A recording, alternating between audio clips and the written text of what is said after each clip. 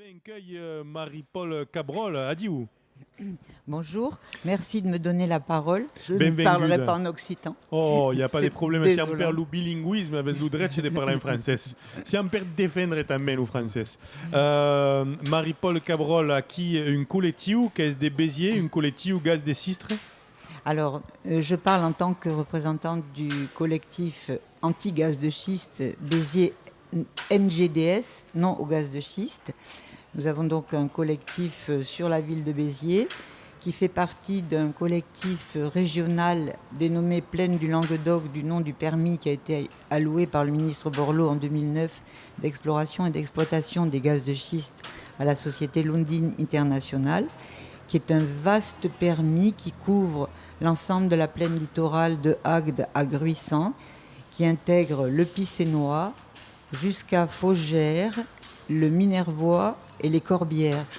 Narbonne, c'est donc une très très vaste région qui est intéressée entre guillemets par ce permis, et il est de notre devoir de informer la population à ce sujet.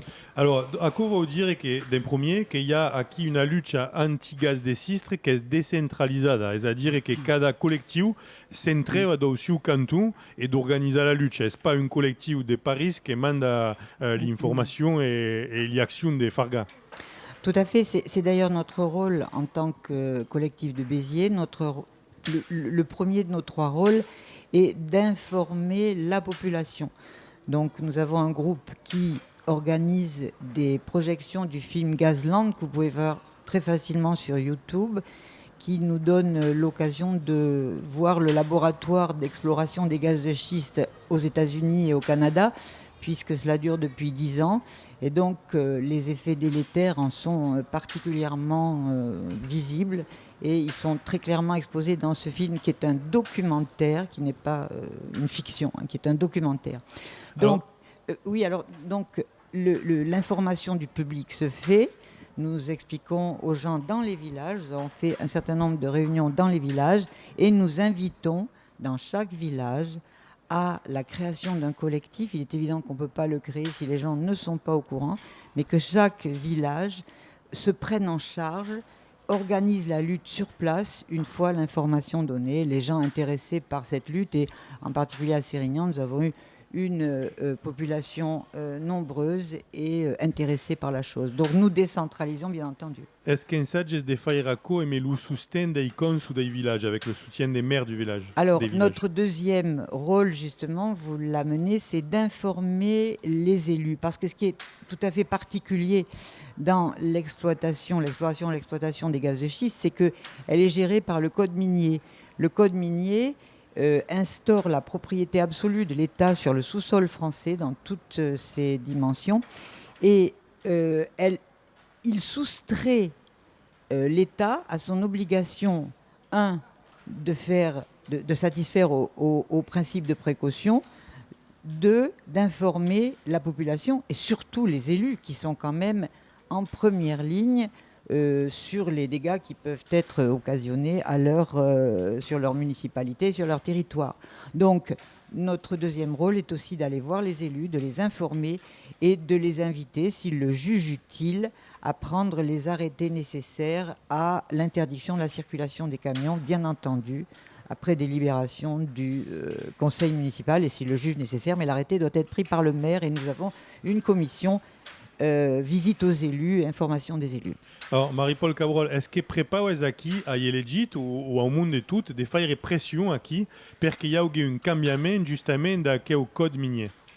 Il y a des actions qui sont prévues. En particulier, il y a une manifestation internationale contre les gaz de schiste qui est prévue le 22 septembre. Pour le sud de la France, elle est organisée à Alès. Ça, c'est une demande de révision du code minier? Et en particulier de révision du code minier, bien entendu. Donc la demande de révision du code minier a été introduite, elle est en cours. Quand sera-t-elle effectuée et comment? On a de sérieux doutes suite à ce qui vient de se passer dans le dernier remaniement ministériel, premier et dernier remaniement ministériel, où la ministre de l'écologie Nicole Bricq, qui avait demandé la remise à plat des permis, pas l'abrogation, mais la remise à plat de tous les permis, a été licenciée haut et court, et qu'on l'a remplacée par une ministre qui n'a absolument aucune culture en matière d'environnement. D'accord.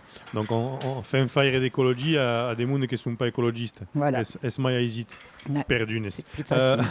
Est-ce que persenques de la lei d'un ancien au Judencueil, on en est où exactement aujourd'hui pour que ce soit clair pour tout le monde? Alors la loi, il a été pris une loi par l'Assemblée en juillet 2011 qui interdit la seule technique d'extraction des gaz de schiste, qui est la fracturation hydraulique. Donc elle l'interdit, mais elle autorise quand même Les permis. à des fins expérimentales.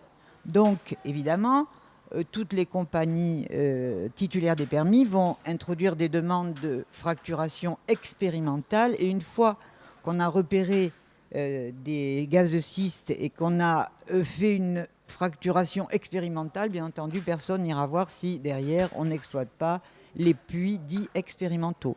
Alors le problème aquí est que donner des permis, la fracturation hydraulique est inébida, pas même le soulet biais d'aquí en acerca le gaz de sistre ou le mai conegut ou le mai emplegat au Judencueil est la fracturation hydraulique. Est-ce que parlez aquí d'hypocrisie? Ah, tout à fait, tout à fait. Il n'existe pas encore d'autres techniques possibles d'extraction des gaz de schiste. La fracturation hydraulique s'explique parce que les bulles emprisonnées dans les feuillets du gaz de schiste sont extrêmement profondes et petites, sont entre 1500 et 3000 mètres. Et donc, pour les extraire, il faut casser la roche. C'est très différent des énergies fossiles habituelles qui viennent à leur terme actuellement, qui sont des poches de gaz et d'huile qu'on peut facilement explorer. Là, ce sont de toutes petites bulles emprisonnées dans la roche-mère. Et donc, il faut exploser la roche-mère, injecter énormément d'eau, ce qui est dramatique, en particulier pour notre région, mais globalement sur tous les territoires, puisque dans notre région, nous allons être obligés d'importer l'eau polluée du Rhône sur le grand projet Aqua Domitia et d'arroser avec du PCB nos territoires. Et donc, l'eau de nos cours d'eau et l'eau de nos nappes phréatiques, on va la prélever en quantité très importante, puisqu'on a calculé que l'exploitation pendant un an d'un puits de forage consomme la consommation de 8 mois de la ville de Sérignan. Donc on va piller notre eau, qui est si rare et qui est vitale. Et on va injecter à 3000 mètres de profondeur, donc sous une très très forte pression et des dériques extrêmement hauts, de l'eau, des matières inertes et des produits chimiques en nombre important, produits chimiques qui vont passer dans les fissurations de la roche. Alors, tornarem sur le constat technique, ma vorrei demorare un po' aquí sul fatto che le governo continua a donare des permessi, même s'il n'y a pas la possibilità di fare la fratturazione idraulica. C'est une cosa un po' strana, perché un co che sarà fatto, vediamo pas che azione sarà fargata contro le compagnie. Come espliques a questa posizione dei governi francesi? Est-ce qu'elle expliquait per la pression dei compagnie importanti che sono aquí un po' des financiers in temps de crise? Est-ce qu'elle expliquait se ça vi fa comprendre un po' per des politiques ou quand nous sommes, le rêve d'avoir une autonomie énergétique qu'avons pas nous autres en France, qui n'avons pas de pétrole, n'avons pas de gaz, et donc il y a nous sommes qui per un gouvernement d'avoir une indépendance d'énergie. Alors, bien entendu, le grand rêve, c'est l'indépendance énergétique qui a conduit à créer une production nucléaire d'électricité qui est considérable en France et dont nous ne gérons pas les conséquences. Et de la même façon, la pseudo-indépendance énergétique conférée au gaz de schiste, parce qu'on va continuer à privilégier l'énergie fossile, alors que cette énergie fossile, tout gaz et pétrole confondus, est déjà parvenu à un point de pollution et de réchauffement climatique qui est peut-être irréversible. On va continuer à favoriser la pollution de la planète au nom de l'indépendance énergétique. Or, la grande déception des gaz de schiste, c'est que la réserve mondiale a été extrêmement surévaluée, en particulier par les compagnies pétrolières, et qu'il s'avère que, par exemple, le cas de la Pologne, où on avait promis à la Pologne la richesse et l'indépendance, eh ben, on a fait marche arrière car on s'est aperçu que les réserves polonaises étaient fort peu importantes et les compagnies pétrolières sont en train de se retirer de Pologne et de laisser la Pologne polluer à charge des Polonais de dépolluer. C'est-à-dire quand la pollution et en pas à questa autonomia energetica de che insumiat. Absolument, mais cette autonomie énergétique, franchement, elle est complètement délétère. Il faut acquérir l'autonomie énergétique, mais pas par les gaz de schiste. Alors, qu'est-ce que vous répondriez à ceux qui vous diraient, là, vous êtes dans quelque chose qui est anti, c'est-à-dire vous vous opposez au gaz de schiste, mais nous, en France, le charbon, on ne peut plus l'exploiter. Il y a des pays où c'est encore l'avenir, mais pas pour nous, c'est le passé. On n'a pas de pétrole, on n'a pas de gaz, et il y en a qui sont contre le nucléaire. Alors, est-ce qu'il y en a qui vous disent, qu'est-ce que vous proposez quand vous êtes contre le gaz de schiste? Absolument, contre le gaz de schiste et contre le nucléaire.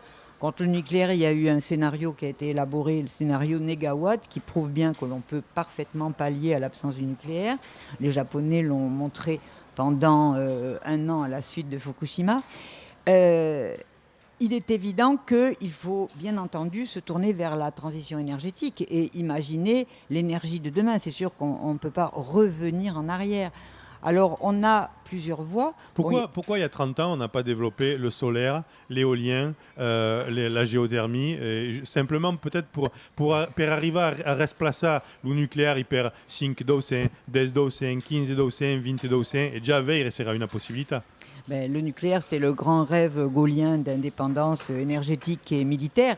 Oh, ma l'Uvecentu avait augut la Sénèque qui est stata oppudée, mais François Mitterrand. Après, il y a augut des gouvernements de droite qui sont plus trop gaullistes. La continuation. Tout à fait, tout à fait. Et alors, il est certain que les lobbies pétroliers qui avaient une grosse manne sous leurs pieds ont beaucoup insisté et se sont organisés pour pouvoir... Attention de bien rester devant le micro, qu'on entende bien vos propos. Pour pouvoir continuer l'exploitation des énergies fossiles. On a tenté de produire ce qu'on appelle les biocarburants, qui sont en fait pas des biocarburants, mais des agrocarburants à partir de la canne à sucre, la betterave, le maïs, le tournesol, etc. Taco encara une autre polémique perché pilla des terres à la production agricole. Tout à fait.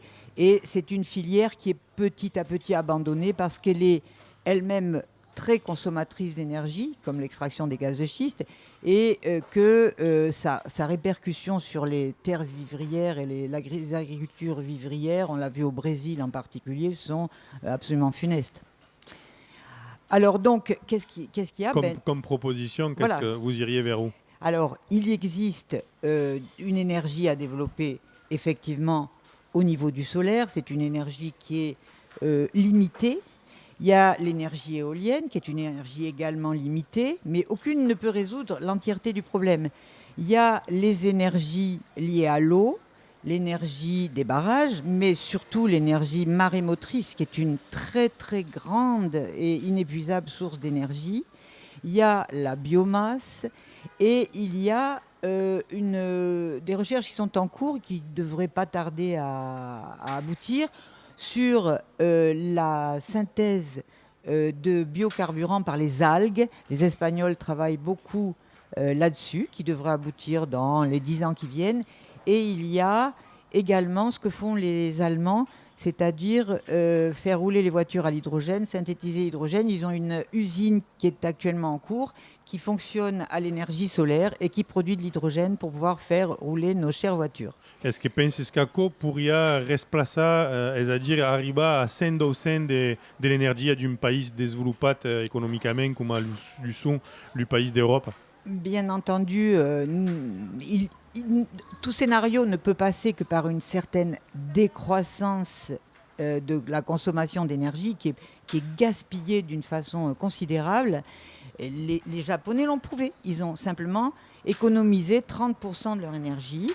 Il est sûr que les voyages aériens pour aller passer 2 jours aux Seychelles, se reposer, peut-être il faudra y renoncer.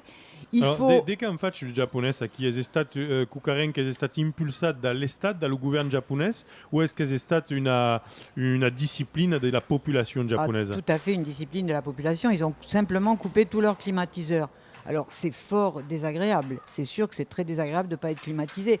Mais avant, on n'était pas climatisé, on n'en mourait pas, quoi. La climatisation, c'est véritablement un luxe. C'est assez délétère par les fluides frigorifiques. Et c'est quelque chose qu'il faut peut-être ou renouveler, ou penser à d'autres voies de climatisation. Alors, ben, ça, que la population française n'est pas tant disciplinée comme la population japonaise. Ah, ça c'est tout à fait certain, mais bon, si nous arrivait, ce qui va nous arriver, une catastrophe de la taille de Fukushima, peut-être que ça nous ferait un petit peu réfléchir. Oh, alors abbiamo visto après Fukushima giustamente che per 2 mesi in Francia il mondo sembrava di dire bon, a chi è pas possibile, possiamo pas continuare a aimer le nucléaire. E poi après quelques mesi è stato un po' d'oublidato e i costumi politici sono tornati. Tout à fait, tout à fait. Ça, il y a une certaine insouciance et une certaine inertie à réagir. On s'est toujours refusé, on se refuse particulièrement en France à envisager la vision à moyen terme et pire à long terme. Ma Marie-Paul Caboral, a chi sente sia a dire est-ce que la catastrofe di Fukushima fin finale a avuto cucarende bon e ha permesso di vedere che il Giappone ha trovato una draia differente per continuare a vivere normalmente e même un po' meno di consumazione di energia. Alors, déjà, construire des centrales nucléaires sur une zone sismique, c'est absolument aberrant, quoi. Ils en avaient construit beaucoup. Ma le Japon è quasi tutto sismico. Absolument. Donc, le Japon est absolument obligé, s'il veut survivre, de reconvertir ses sources d'énergie. Ma come, scusate, devo interrompere, ma come potete spiegare che un paese già tan traumatizzato da Nagasaki e Hiroshima alla seconda guerra mondiale, o sulle paesi del mondo tan traumatizzato, bon, c'est pas le nucléaire civil, c'est le nucléaire militaire, c'est différent, ma quand même, è un paese che è una terra giove, dove il y a des problèmes sismiques de lungue, tous sont l'est de Sappara, quand il y a un terremoto ou un tremblement de terre, et puis qui, pas même, en bastite des centrales nucléaires, alors que le Japon est force développée, force disciplinée. Comment expliquer ça? Eh bien, je pense que le Japon est comme la France, ils ont beaucoup d'idées, mais ils n'ont pas du tout de pétrole, ils n'ont pas d'énergie fossile. Donc, ils ont été obligés de se mettre à l'énergie nucléaire, qui était celle qui est en plein développement à cette période-là, et dont on ne mesurait pas encore l'importance de l'impact sur les générations futures et même les nôtres. Alors, sous la main, une question sur le nucléaire. Il y a le danger, mais est-ce que pour la pollution, alors est-ce pas une pollution directe? Est-ce une pollution qui s'y fera 10 000 ans? Est-ce qu'à il ne fait pas autant? C'est sûr qu'au niveau émissions de gaz à effet de serre, c'est le gros argument des nucléaristes. Ça ne produit aucun gaz à effet de serre. Mais ça produit des déchets. Ces déchets ont des durées de vie très différentes, mais certains ont des durées de vie absolument gigantesques, de plusieurs milliers d'années, et se pose la question de la gestion des déchets qui sont abondants. Dans un premier temps, on les vitrifie, on les met dans des containers, et après, comment on fait pour s'en débarrasser? Ça, c'est un énorme problème qui n'est absolument pas résolu et sur lequel travaille l'ANDRA, et qui pour l'instant n'est absolument pas résolu. Alors, actuellement, et le gouvernement s'en fait le chantre, on vous dit qu'on va produire le combustible nucléaire, parce que pareil, les stocks d'uranium sont en train de s'épuiser, et on va produire le combustible nucléaire, mais les EPR, jusqu'à présent, il n'y en a eu aucun de construit, et ils nous coûtent un argent absolument considérable. Et puis on ne sait pas du tout si on va gérer les EPR ou le ITER, on ne sait absolument pas ça. Alors l'énergie, sai che sarà il questionamento lungo per tutti i politici e per tutta la società per dei decenni e dei decenni ancora e a questo sommi toujours in un fond di indipendenza energetica. Per tornare e acabare e conclure qui sur la lutte contre le gaz de schiste, est-ce que potete dire a qui une tract de la vostra association, le permesse pleine du Languedoc qui n'est pas abolite, et puis il y a qui toutes les nuisances, depuis la destruction de la garrigue et des terres viticoles jusqu'au manque de création d'emplois locaux. Est-ce que vous pouvez nous dire un peu toutes les nuisances importantes, faire cette liste qu'on a ici? Alors, toutes les nuisances importantes, elles tiennent à la technique de fracturation elle-même, et bien entendu, nous sommes centré sur la principale répercussion qui est vitale, c'est l'eau. Or, on peut faire rouler ces voitures avec du pétrole, mais on ne peut pas boire du pétrole. Et si nous n'avons plus d'eau à boire, toute vie s'arrête. Et comme dit un maire du Var particulièrement concerné dans la lutte contre les gaz de schiste, quand il n'y a plus d'eau potable, on déplace les populations.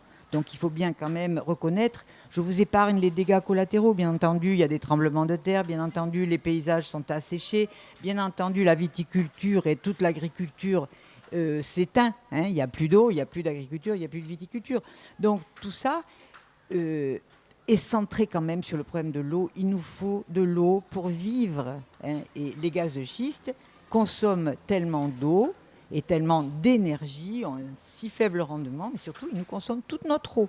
Et ça, c'est fondamental. Et puis, c'est à Kukaren qui se proche d'un village et de dire qu'il y aura la circulation des 1000 camions per jour et per pouce. Voilà. Donc, et bon, tout plein de nuisances que le monde n'est pas d'un trapas acquis sur le votre site. Mais ça, avant de ça, Marie-Paul Cabrol, d'un tourne à dire le votre site, et ben ça, il y a un numéro de téléphone. Alors, l'adresse mail du site sur lequel nous vous encourageons à vous inscrire si vous êtes intéressé par la lutte contre les gaz de schiste, parce que ça va être une lutte citoyenne. Nous ne serons pas relayés par les autorités, nous ne serons pas relayés par le gouvernement, il ne faut pas du tout y croire. Donc ça sera une lutte citoyenne, d'abord une lutte de vigilance, repérer les camions explorateurs, camions sismiques, qui sont d'énormes engins chenillards avec des chenilles triangulaires et un espèce de piston central qui est destiné à ébranler la Terre, à faire une échographie de la Terre. Il faudra les repérer. Et donc, nous mettons en place, c'est notre troisième rôle, un collectif de vigilance et d'action. Et c'est nous qui serons amenés à nous mettre devant les camions. Et il faut que chacun mesure cet effort. Alors, je vous encourage à vous inscrire sur le site et à dire ce que vous voulez bien faire. Alors, dites-nous le site. Alors, Béziers NGDS qui se suit, donc Béziers, NGDS, non au gaz de schiste, @gmail.com, Béziers NGDS, gmail.com. Je vous encourage à voir sur YouTube le film Gazland. Je vous encourage... Est-ce qu'il y a un numéro de téléphonette pour accueillir campagne internet? Un numéro de téléphone? Je ne le connais pas, vous l'aurez en vous inscrivant sur le site. Donc il faut avoir internet. C'est obligatoire. Marie-Paul Cabrol, grand merci d'être aquí clava, acaba, qui avait une autre convite. Grand merci pour la vostra venguda aquí sur le plateau radio d'une autre monde. Et au coquevin. Adieu. Adieu.